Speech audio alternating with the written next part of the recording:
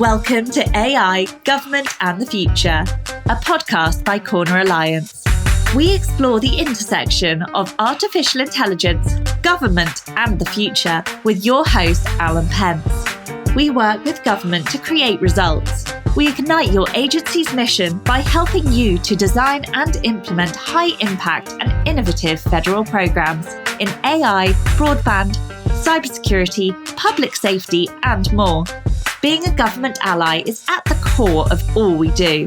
Introducing your host, Alan Pentz. Welcome to the podcast. Today we have with us Arnold Kling. So I'm going to say I love all my guests, but Arnold is definitely my favorite ever. I read his Substack every day. The guy is the biggest polymath I think I've ever seen. He is a PhD trained economist from MIT, studied with like some of the most brilliant people in the world. He has worked deep within the bowels of our government system. So at the Fed, and you were at Freddie Mac. Yeah, before it was famous. Yeah, exactly. Before it got famous. You got out long before it got screwed up. You have good timing, it seems like. You get out before these things collapse, right? Then saw the rise of the internet revolution, started a real estate startup called Home Fair, 94, so really early in that trend, picked it perfectly, exited in 99, right before the whole thing collapsed. That was even better timing. I mean, that is incredible, right? And then he's taught at Mercatus Center with people like Tyler Cowen, and I guess you officially retired a couple of years ago, but he writes a very active Substack. And I think the kind of things you cover, it's incredible. You can have such knowledge, but if you want to talk about somebody who knows government with the intersection of technology and AI, this is the perfect person. So Arnold, welcome to the podcast. Thank you. So given you obviously have this wealth of experience, talk to us a little bit. I got really intrigued with your AI stuff early on. You started immediately experimenting once ChatGPT came out. So talk to us a little bit about, obviously AI has been around for a while. We know that, but we saw the kind of the new generative AI breakout moment this time last year. So what's been your sort of impression of it, and what have you been doing with it, and how have you been learning from it? Okay, so first of all, my last computer science course that I took was more than 50 years ago. So probably not a whole lot of that remains relevant today. Humans are a different species than other animals. Our ability to communicate with one another and to use tools has just, enabled us to take over the earth. We can decide whether it's safer to be a tiny little dog walking down the street or a mountain lion. And we've decided it's actually safer for the dog because we don't allow mountain lions. So we're really a very different species. And there's a view that artificial intelligence is going to be another species. And so you have the doomers who say that, and maybe some of the evangelists who say that. And I'm not ready to jump on that train. I still think of it as a software tool. It's part of our tools. It's not a different species on the planet. So you're kind of saying no to the Zvi Moskowitz sort of doomer thing, and to the Mark Andreessen, this is like the future of the world. Yeah, I'm neither with Ray Kurzweil on the super singularity train, and I'm not with Eliezer Yudkowsky on the, it's going to kill us all train. Again, I can be wrong about anything. The other sort of impression I have is that this is about where the web was 30 years ago. And again, I could be wrong. It may fizzle, it may be something completely different, but that's kind of the analogy that I'm looking at. And even if the analogy is right, it was impossible for anybody to predict the web, where it would go in 30 years ago. Early 1994. I think at that time, Bill Gates didn't think it was going anywhere. I mean, there were all these people who didn't. Paul Krugman thought that the internet would ultimately have the impact of a fax machine. Probably not his favorite prediction. But we've had all sorts of wrong ideas, and I could give you some of mine, but I'll spare you that. Anyway, that's my basic sort of intuition about it. And of course, if it is like the web in 1994, it means that over the next several years, I mean, the web in early 1994, hardly anyone could use it. Lots of people didn't know about it, and it couldn't do very much. All the things that you take for granted being able to do now, you couldn't do. The software hadn't been developed. And I think we're kind of in the same place where there's certainly a cult of people, probably include me, who's very excited about it and who's talking, in very excited terms about it. You've got a lot of people, and probably the bulk of the population, that either doesn't know about it or has never tried it. So that's where these large language models are at this point. So I found it very interesting, though. You started experimenting with it in various situations, right? So I think you quickly realized the value of it as for instance, a teaching tool, right? So some of your early stuff was, how do I get people to interact with it? They actually can learn more from using it to find answers to questions than actually giving people, like teaching people in a traditional way. So talk a little bit about how you saw that early on. Okay, well, one of my longtime hopes is that people will learn in different ways than the sort of industrial era school. A lot of people have that hope and that fantasy. And in fact, certainly since television, visionaries have been wide-eyed about the possibilities of people learning in different ways, mostly been disappointed. What I think the potential advantage that I've come to view this as having is, why do people need a teacher in a classroom? And I think it's like a lot for sort of motivation and feedback. And if you're watching a YouTube video, you can learn a lot, but you can't get the kind of motivation, feedback, and guidance. Like, what do I do next? I mean, you can use a YouTube video to help you install a car seat, but to sort of go through the course of your life and say, all right, what should I do next? What should I study next? How can I learn this? You don't get that. You're on your own. The potential for these chatbots is that they can get to know you personally, and they can relate to you in a way that's personal to you. So that's a potential. It hasn't yet been realized, and I may be wrong about it being possible, but that's certainly a very intriguing possibility.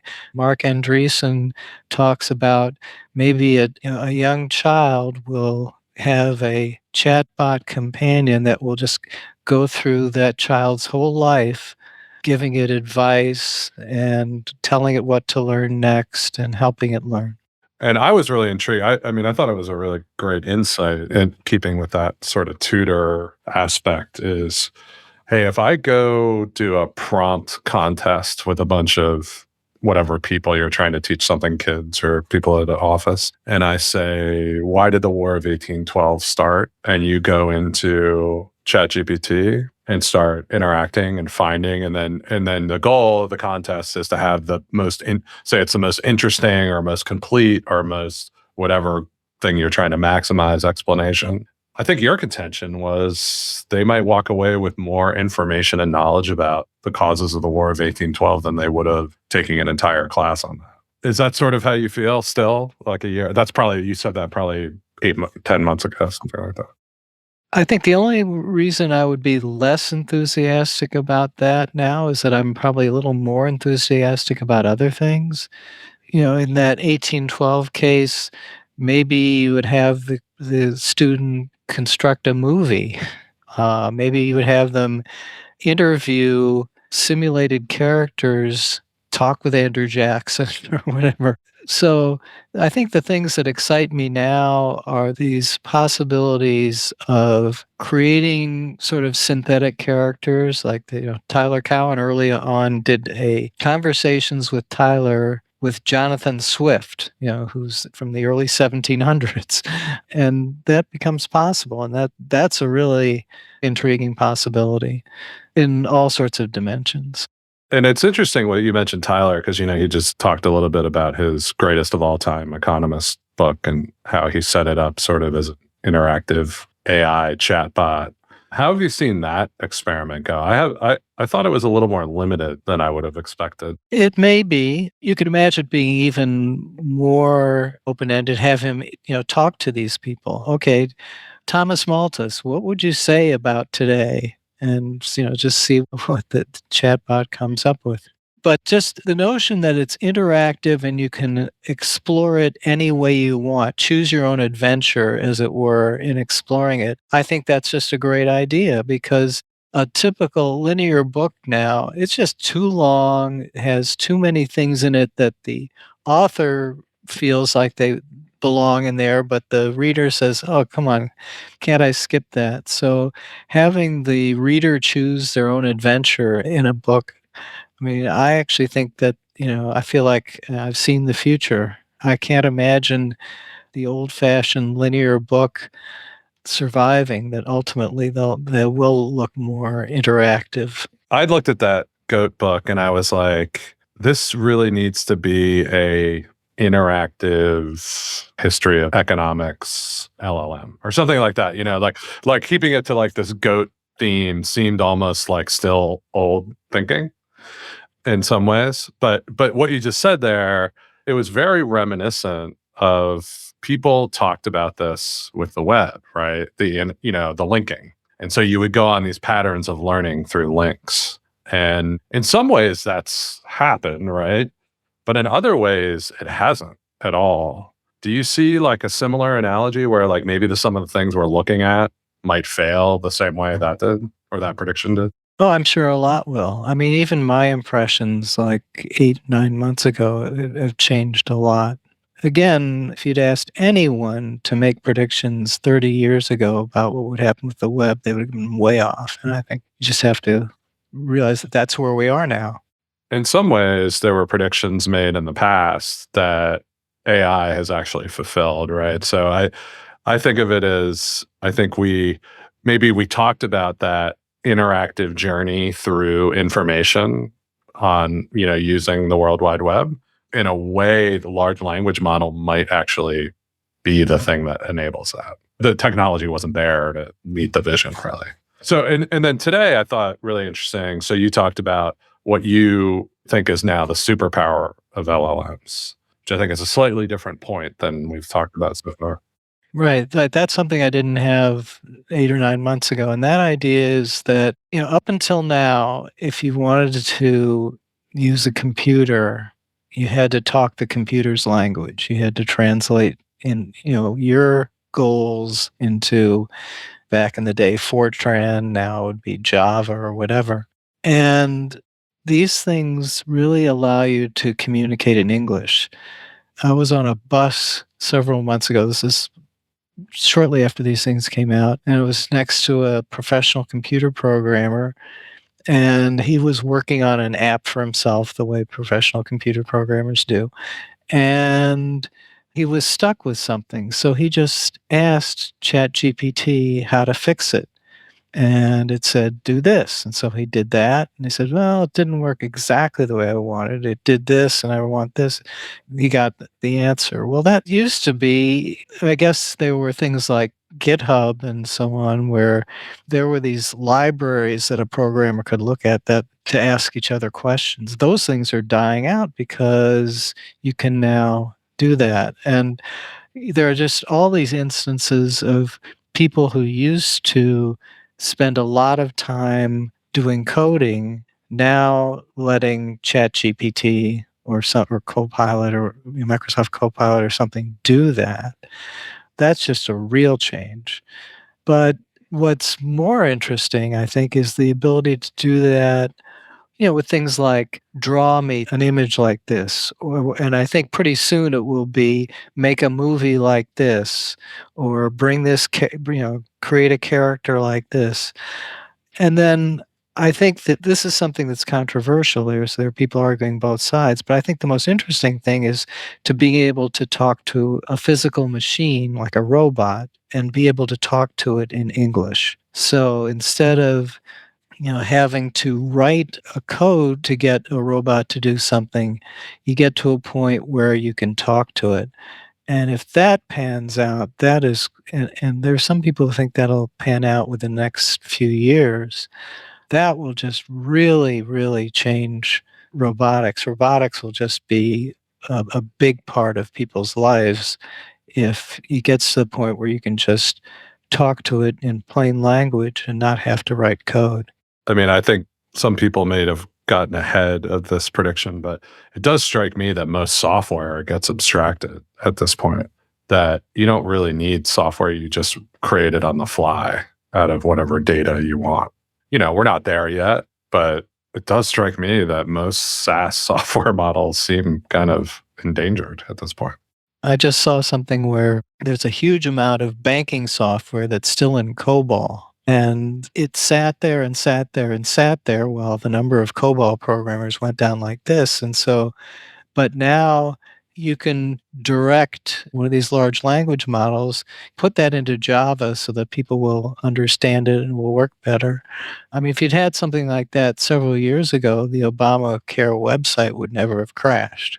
Because I'm pretty sure it crashed because there was an attempt to layer contemporary software on some really old systems at the IRS and other places. Of course. So you transitioned us right into the key topic of this podcast, which is how AI is going to impact government. So we've looked at it from a couple of standpoints. I want to talk about both. But so from a not a regulatory standpoint, from a technological standpoint, what do you see AI doing that either challenges the government and its ability to deliver, or will be a huge enabler? And maybe those are the same thing. Well, what I just talked about could be an enabler because there's a lot of very, very old software that, because it works, everyone's afraid to touch it, but it means it can't be improved. So that possibility is there.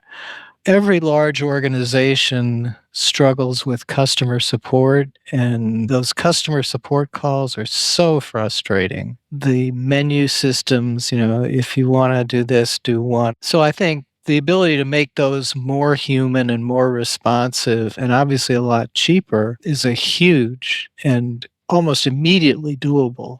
So the IRS being currently sort of overwhelmed, I can't imagine if you call the IRS, you can get an answer within, any reasonable time. That could really change and change pretty rapidly. I would think that would be like a 3 to 6 month project. Of course, I think it's a weekend project. I mean, I was working with a guy who was on the help desk as a programmer, helping build software for SAM.gov on the government side. And ChatGPT came out. This is 3.5. And over the weekend, he took all the help desk articles that they have out for SAM, and their backlog of customer support requests is months long, right?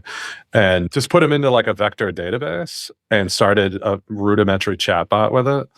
And it was incredible. I mean, I literally typed in on the web, on their interface, do I need to get a cage code? And it gave me 10 articles that didn't directly address that issue. They were about cage codes, but they didn't tell me whether I needed. And I typed it into the chatbot, and it said, you only need a cage code if you meet one of these 3 conditions. I was like, wow, that was a weekend. That probably saves 80% of their customer support requests. So it sounds like there's a lot of low-hanging fruit. Then I started trying to think through some guests we've talked about, like, how is AI going to help in policy and rulemaking going forward? So some of the ideas that have come out is, can we create avatars or large language models for particular interest groups? And so then we can have them debate things, right? Can we get, in a rulemaking, can we get to 98% in 10 minutes because we know what everybody's going to say? And then we can be efficient with the last. Where do your mind go on these kind of like big governmental functions that impact our lives every day? I guess I haven't put a whole lot of bandwidth into that. So I'd have to kind of do that on the spot. I think one of the challenges with these chatbots is this deep fake phenomenon or multivariate spam. So I think if they stick, for example, with their old procedures of having comments, you could easily get spammed in your comments. I think in general, there's probably going to be a lot of Red Queen kind of games where people are going to try to game the government system, and the government's going to have to be a lot more agile than it usually is in being able to anticipate and fight off the gaming. I mean, you think about the lawsuits, comments. You could even have an instance where, if AI discovers 1 million cures to diseases, what happens to the FDA at that point?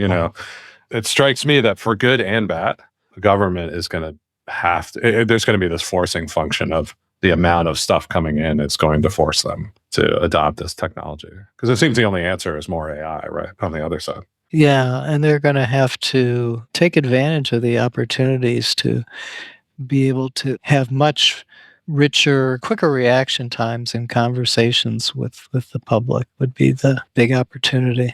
So I think from your perspective, I'd really like to get your opinion on this. So something, you also write a lot about modern culture wars over woke, progressive, conservative, libertarian, right? So one thing I'd started thinking about is, what if AI tells us all these solutions to problems, but we just don't want to hear the solution? It strikes me as a large risk that we won't get the benefits of AI because it will tell us things we don't want to hear. I don't know yet what class of problems this can solve. Again, I think of the big uses as, there's this big entertainment possibly education use of being able to impersonate all sorts of people or create, weird combinations of people, or people have already found weird drawings and stuff. But sort of the things that we think of as problem solving, I haven't really tried to work that out myself. Say, okay, here's an interesting problem. Like in my essay today on Substack, I was just randomly saying, what would be a good question to ask that I can follow up with? How'd you come up with that answer? And so just the first question that came to mind was, how would you fix the electoral system? And all it did was recapitulate some ideas that people have already had. When the problem can be solved by searching a big database, like, coming up with a new protein or something in biochemistry or materials science, I can imagine just the ability to process so many options in large data. I think it can help. But when you're talking about complex social problems, I wouldn't assume that it's going to be able to come up with anything that's magical. And do you think that's just the level of data that's available that's useful? The challenge in social policy to me is like unintended side effects, complexity of the system. You don't, if you push here, you don't know, you may have a very small effect and you have to push over here at the same time. And I just think that complexity is as much of a problem for a large language model as it is for you or me. That's an interesting perspective. I hadn't thought about it that way. An example I was giving was Steve Levitt. He's done a paper and then an experiment where they're putting GPS-enabled ankle bracelets on criminal offenders. And in exchange, it's a pilot with Cook County. They get out of prison, and I don't know what level of crime they've committed or whatever. But the theory being that if people know they're going to get caught, they don't commit crimes. And so if you can then GPS locate them, which apparently current wrist monitors or like ankle monitors don't do, you can basically prevent them from committing crimes. And it seems to have worked in this trial, but no one likes the answer. Not progressives, not conservatives. So the progressives think it's an invasion of this person's privacy, the oppressed person, right? And then the conservatives want to punish them and throw them in jail. Well, I guess that's where I'm the libertarian. I mean, I'm willing to believe that prison is like torture. It's something that ought to be retrograde and eliminated, eliminating it with a way that prevents further crime. And if this works, yeah, I mean, I'd be all for that. But it's an example to me of like that we already have solutions that we know we could show with data are true, but people just don't want to adopt them because they don't like it. This is what I think the big problem in policymaking is going to be with AI. And then, of course, people are going to do what they do normally is like, I got an AI that says something different because I put this set of things into it versus your AI. So, I guess we'll have AI wars. Yeah, but that's a case where you're using the AI in a kind of data-driven way. The reason that humans can't let everyone out of jail is that the cost of having a human spy walk next to you would be ridiculous, but having an AI spy is there. I think the slippery slope there is, and this may be why I'd be a little bit sympathetic with the progressives, although not much, is that if it becomes really easy and seemingly humane to track violent criminals, then you just start lowering the bar to nonviolent criminals, to just ordinary citizens. And that would be a fear with that. That's a big opportunity. And then so that raises the question, suppose something, the next generation of Khan Academy or something else actually became the better educational tool. Would people resist it because, well, I grew up in a school and, it was fine for me. So why does... Or it doesn't benefit them, right? And actually, that's actually interesting. Would this enable this more skill? You could have some sort of, not controlled by the person necessarily, but if Google and Microsoft set up some sort of AI that allows you to demonstrate your ability, then they could just get rid of schools, right? You don't have to go there. And Google's already sort of doing something like this, right? I mean, just as an example of sort of the cultural resistance, which I was reminded of, I wanted to lift a mortgage that I'd given because it had been paid off. So get the mortgage note out of the land record office so that the person, if they ever try to sell the house, won't have to deal with that. And that was such a process, getting like a notarized signature and just figuring out, just finding the note in the records. And that's a problem that could have been solved 30 or 40 years ago. But every local jurisdiction has lawyers who make their living working with these complicated land records, these needlessly complicated land records. I mean, fortunately, this was computerized, at least. A lot of them in many towns are still on paper. And it could have been fixed years ago. You don't need blockchain or anything fancy to keep track of property titles, but there's just this resistance to doing it on the part of the people who benefit from... If you ever bought a house and bought title insurance, did you ever think about what you were actually getting? You were getting somebody who would pay in case there was a stupid mistake in the title records. It's the most frustrating thing, but you can't get rid of it. I have a friend who owns a title insurance company, and they're quite profitable. So, it's there's a lot of people advocating for that. So, another possibility, I'm interested to see what you think, is the government just as the repository of so much dark data, right? So much data available within the government. And it strikes me that we have this national asset in that data that AI could potentially unleash, with, of course, many regulatory and other privacy problems and things like that. But it does feel like that is a huge place where the government, because, we had this whole big data discussion 10 years ago or whatever about how the government, and we had open data and open government, but it never really took off. So it's this example of maybe AI is the enabling technology to unleash the value of that data. Yeah, well, one thing I can imagine it doing is providing enough disguises of data to protect privacy. So you could get data straight out of the census, but massaged by AI, or you could just say, or just have the AI just simulate and create completely simulated data that would have some of the same properties as if you'd taken it straight out of the census. There's potential. And I also see that they could provide, when we talk about deep fakes or fake data, or, could the government also provide, or through nonprofits or something, sort of verified data sets? So if you're asking questions about XYZ issue, you could create all these models, but you could always check it against, maybe you could check it against a verified database. So you'd have there'd be some quality control there, or limitation on fakes. There's another place that I've heard some people starting to talk about with government. So you mentioned a few times, we kind of hit on some of these regulatory issues. Yeah, I mean, the other thing, by the way, is that, again, because you can communicate verbally with these large language models, is that just with the existing data, you could just run through a lot more hypotheses and ideas just because you could talk. You could just say, oh, I'm curious about relating this variable to that variable, and you get an answer. You don't have to sit right in a statistical program. Any thoughts from you on how the government should be approaching regulating AI at this point?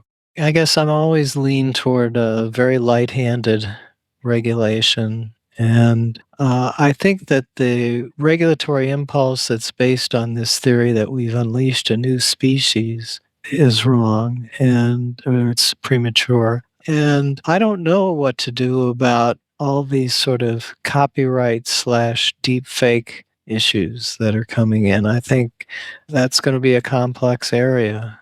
I agree. And I started saying, was it George Kaufman, the Labor MP, said that there was some 1980s party platform was the longest suicide note in history.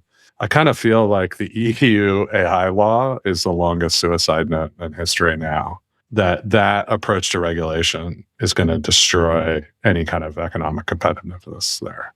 What I fear is that, people in government will say, this large language models, it's a new thing. Let's jump on it. And it's like they want to be relevant. They want to be able to get good jobs after they leave government. And so I think there's an incentive to just jump in much more quickly than is warranted. If you had the same kind of fears and attitudes in 1994 that we're seeing today with the large language models, the web could have easily just been stifled. I totally agree. I mean, I think some people pointed out to these books that people published in the early 80s about how personal computers were going to destroy the world. And so this kind of doomer anti-tech thing has been around forever, right? I mean, and just hasn't resulted. Well, I mean, people are making credible arguments about social media, so there's that. Yeah, I mean, I see that. I always interpret it as there are consequences to technology. That's, of course, true. There was a consequence to the printing press, right? We had 100 years of war in Central Europe, but it's not like we should have gone back and not had the printing press. So I just feel like the technology is capable of what it's capable of, and you got to ride it and trying to regulate it. I mean, where I agree with Zvi is what will happen is you will crush all the benefits and do nothing about the long-term potential doom scenario. That's what will happen. And if you read anything from the executive order at the White House, Schumer's legislation, the longest suicide note in history in Europe, that's exactly what those things do. Crush the benefits and protect current players. Right. So they'll make sure that your title insurance operating friend stays in business, but they won't do anything about the harms of deep fakes or something. Right. And they're going to figure out how to subsidize demand and restrict supply. So I think that will be the other thing that they will do. Right? That's Arnold's take on basically any policy that we implement is we restrict supply and subsidize demand. Because that's what the producers will ultimately want. Exactly. So that was one of the best insights I've heard. Okay, so kind of wrapping up a little bit, you address this a touch in early days. I remember writing about ChatGPT. In 94, you were out in front on setting up this online real estate business, and you've learned a little bit over the last year. So if you were 30 years old, 35, whatever, what would be the business you'd be looking at starting today based on what you say? One would be the education thing. Try to take successful mentors and teachers in various things. Like many years ago, there was this guy, Jaime Escalante, who went into, sort of ghetto school and had students succeed in calculus. Well, if you could clone him in some sense, deep fake him, send him around, that would be great. And, similar with other great teachers. So that would be one. I think doing something with robotics would be another. I threw out an idea before this came out of a network-based university where you would, instead of going to a campus, you would interact with mentors and then periodically have what you might think of as retreats where you get to see people in person. I think that becomes even more plausible now that you have these. And I came up with this idea. I was frustrated that public discourse rewards kind of really low status behavior or sort of a lot of hostility and not much thought and not much talking across divides. And so I came up with this idea of fantasy intellectual teams where people would be you would pick your team, and then it turns out the people you pick are graded on how well they can interact with the other side. So what was ridiculous about that was trying to grade people, but now you can get an AI to grade people on how well they're interacting with the other side. So you built a GPT to do that. Was it a GPT?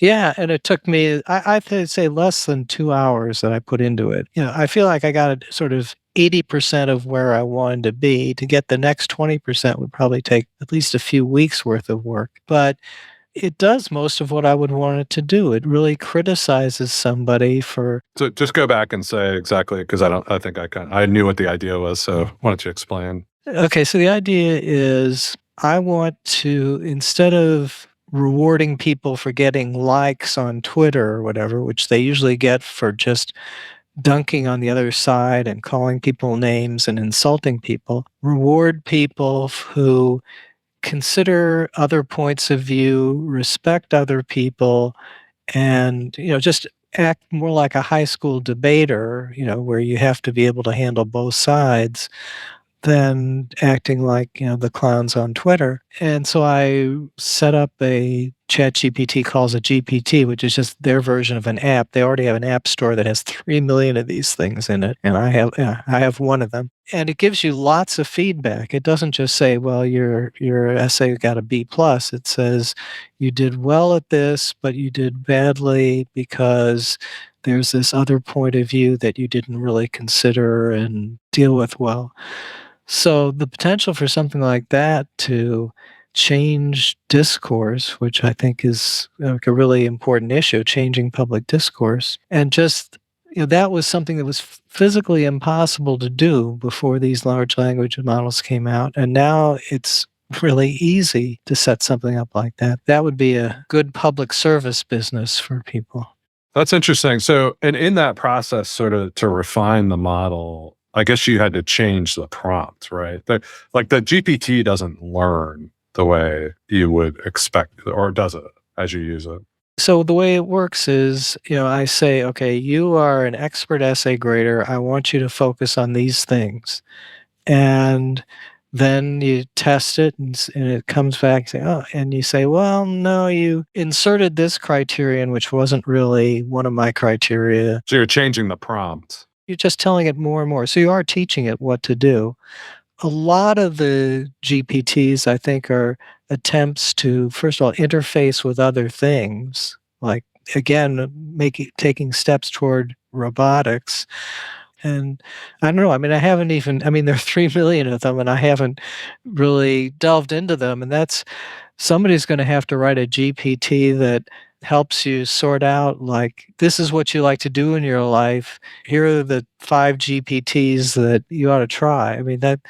Right now, those 3 million GPTs are like the web without Google. It's just like, what do you do with it? When you tell it that it did something wrong or to improve something, are you doing that in the chat, or are you doing that not on the other end where you're changing the prompt because you're kind of hard coding prompts on the creation side, and then? Well, the mechanics of that are, I sort of reopen up the GPT and start chatting with it, and then I save it when we've gone back and forth and it seems to understand how I want to modify it. But it's me using ordinary language in some sense to get the computer to do what I want. That's really what it amounts. I'm working on one that I want you to use, Arnold. It's called Spineless Bureaucrat. And what it does is it protects its job, and it blames other people and then when you accuse it of something, it like redefines the word and then blames other people for it. It's great. It works really well. So, no, but I think these GPTs are the beginning of, they're an entry level thing, and who knows where it evolves to. So I don't know if they will become the basic infrastructure, but it does strike me that your ability to interact with something and train it over time becomes the new way you want to interact with information. Yeah, well, you'd have never gotten 3 million apps within a week of opening up an app store on Apple because people had to write code. But here you don't. And that's just a perfect illustration of the power of what I call the superpower of being able to talk to a computer in your own language.